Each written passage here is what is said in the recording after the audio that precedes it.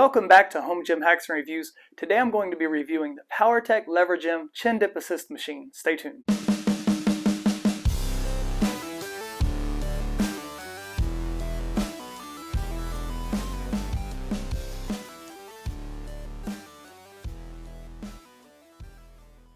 I have always been good at pull-ups. In high school, I did 41 on the physical fitness test, and more recently, I went to one of Monica Brandt's bodybuilding shows and entered the pull-up, push-up, dip contest, and I won the push-up contest with 100. The pull-ups, I think I did 30, and the dips, I did about 60.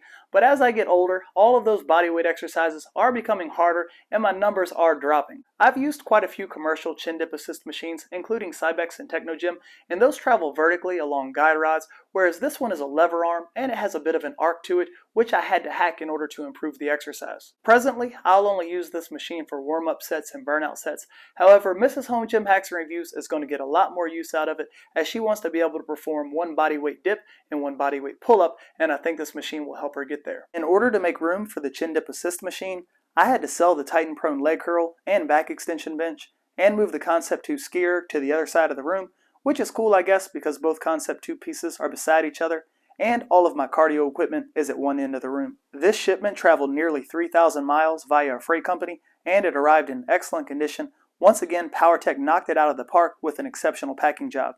Every piece is either wrapped in bubble wrap, plastic, or cardboard to ensure that nothing got damaged during shipping. I carried each piece up to the bonus room, and once out of the boxes, there weren't many pieces, and I thought it would be an easy build.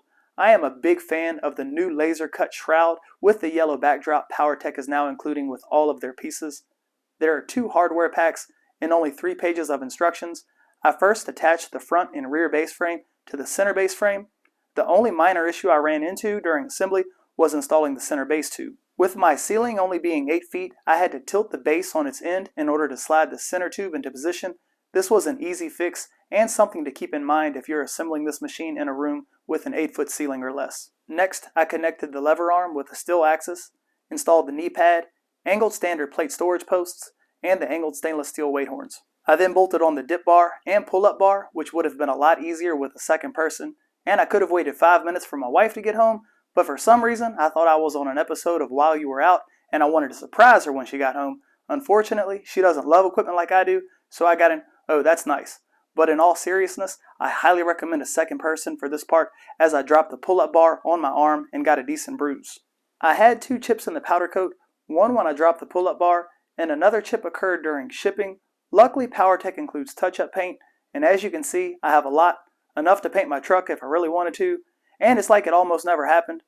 I also have amassed an insane amount of Powertec collars over the years, and this doesn't include the 10 or so that I've thrown away. I still don't know what to do with them. Help me out, DIY channels. The welds look clean and the machine feels very well made. I find all of Powertec's pieces to be consistently well made, whereas other brands' machines and products differ from piece to piece. There is a limited lifetime warranty on the frame, a 5-year warranty on any moving frame, and 1 year on pads and grips. Mounting the machine, for lack of a better word, is easy, as there are 2 foot plates. The hammer grip is my preferred hand position on fixed bars, but with this position, I felt too far away from the knee pad because this is basically a seesaw, and the steel axis is the fulcrum. The farther I am away from the pivot point, the more pronounced the arc feels, and I felt like my knees wanted to slide off the pad. I then switched to the pronated grip, where the bars are 32 inches away from one another, and this grip is a bit wide for me, but with the wider hand position, it increased my range of motion. Next, I swung the pull-up bar into position for a supinated pull-up, and found this position to be the most natural feeling for my body while on the lever arm of the machine, but the most uncomfortable for my elbows and wrists.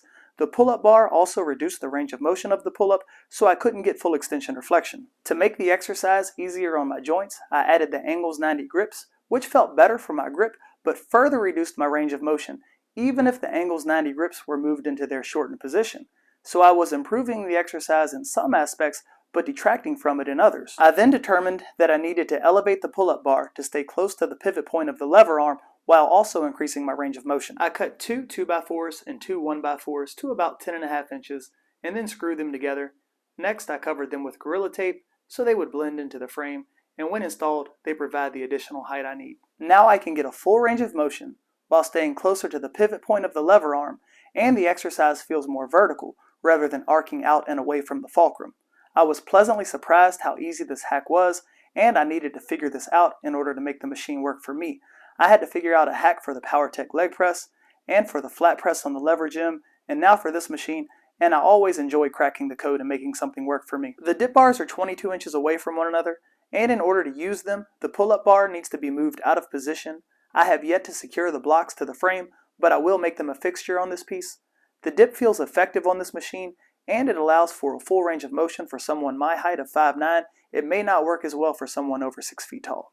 It's pretty rare to see a machine like this in a home gym, but when I checked all of the reviews that are available for this piece, every review was complimentary. Depending on your goals, this can be an invaluable training tool. It's much easier to track how much assisted resistance you are receiving compared to using reverse resistance bands. And as you get stronger, simply load less weight on the horns until you are mostly pulling or pushing your body weight. Because the lever arm moves at an arc, 50 pounds on the weight horns won't necessarily equate to exactly 50 pounds of assistance, but it will be close. To use the machine for body weight exercises, lock the lever arm into position with the hook. The pull-up bars are 80 inches off the ground, so most people will need to bend the legs slightly for a full range of motion and to avoid the knee pad. Similarly, for dips, the legs will need to be bent for a full range of motion and to avoid the knee pad. The dip bars are 54 inches high. Dips can be performed facing away from the machine, as can knee raises on the pull-up bar, but I think the dip bars are a better spot for knee raises. The machine is 45 inches wide, 62 inches deep, and 86 inches tall. It has a 400-pound weight capacity.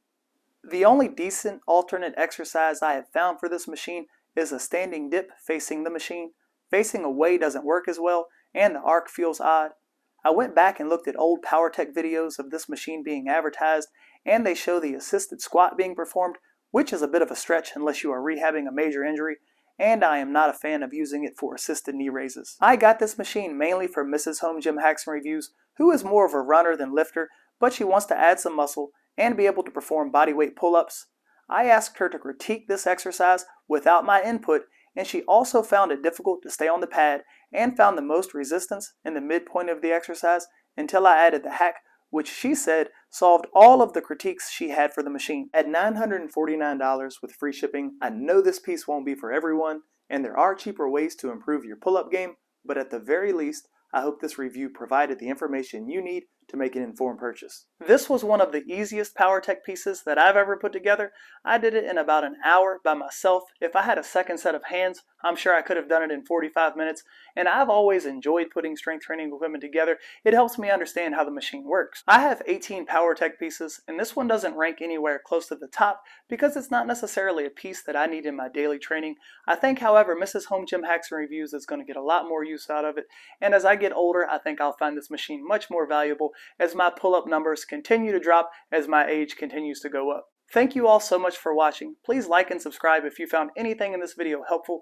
Also, please consider using one of my affiliate links at no additional cost to you.